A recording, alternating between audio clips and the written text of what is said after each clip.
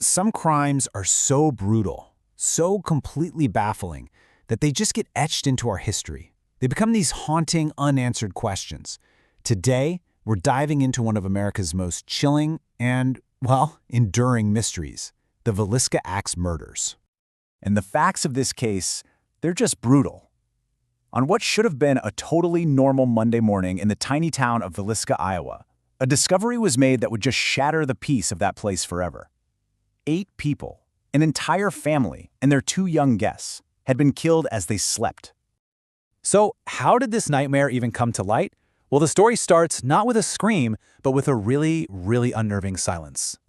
It all kicked off around 7 a.m. A neighbor, a woman named Mary Peckham, realized the Moore house was just too quiet.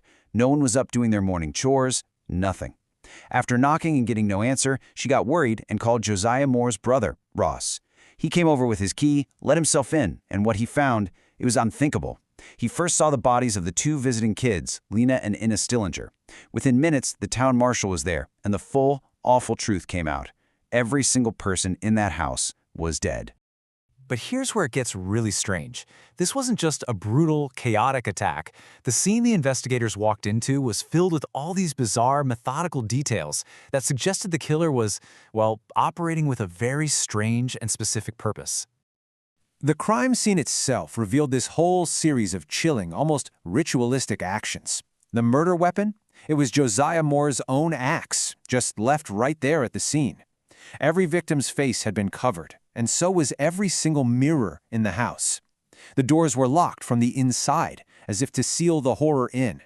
But then there were even stranger things. A kerosene lamp with its chimney taken off, and, get this, a slab of uncooked bacon propped up against the wall. This didn't feel like a crime of passion. This felt like something else entirely. Now, you got to remember, crime scene investigation in 1912 was not what it is today. This was way before forensics was really a thing. Before the scene could be secured, it's estimated hundreds of people from town just walked right through the house, touching things, looking around, and without knowing it, just destroying any potential evidence. The investigation was basically compromised from the word go. So with 0 answers and a killer on the loose, Villisca was completely paralyzed by fear. And in that fear, suspicion started to grow really fast, turning neighbor against neighbor.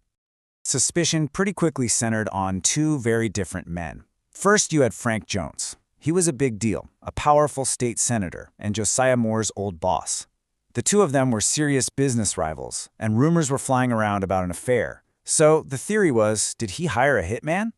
Then you had Reverend George Kelly, this strange traveling preacher who was actually in town that night. He had let's just say a disturbing past. And years later, he actually confessed to the whole thing, though he took it back and his story was full of holes. The town was completely split.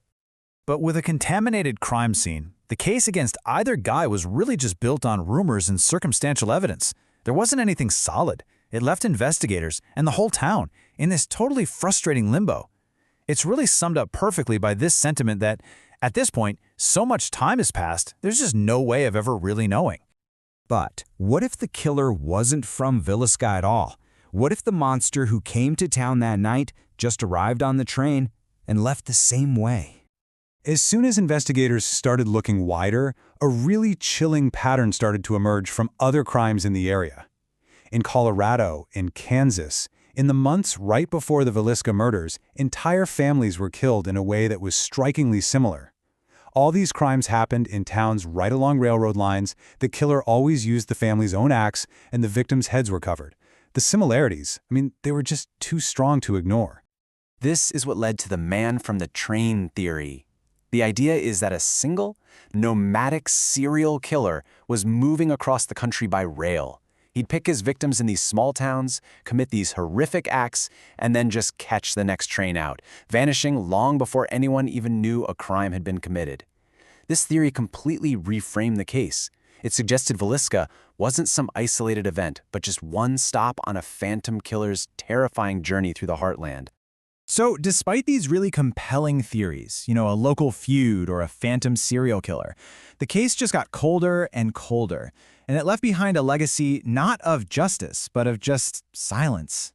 This number, it says it all. After years of investigation, multiple suspects, and intense national attention, the number of people ever convicted for the brutal murder of 8 people in Villisca, Iowa, is 0. Reverend Kelly was actually the only person ever brought to trial for the murders, but his confession was seen as unreliable, the evidence was incredibly weak, and after one hung jury, a second trial found him not guilty. Justice was just never served. Today, that house on East 2nd Street, it's still standing. It's been preserved to look almost exactly as it did back in 1912. It really serves as this dark monument to the crime. It's a destination for historical tours and ghost hunters, and it makes sure that the 8 people lost that night are never, ever forgotten. And so, here we are, right back where we started. Was it a vengeful neighbor, a disturbed preacher, or was it some faceless predator traveling the lonely railways of early 20th century America?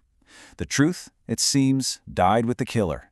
It left behind only a bloody axe, a haunted house, and one of America's most enduring and terrifying mysteries.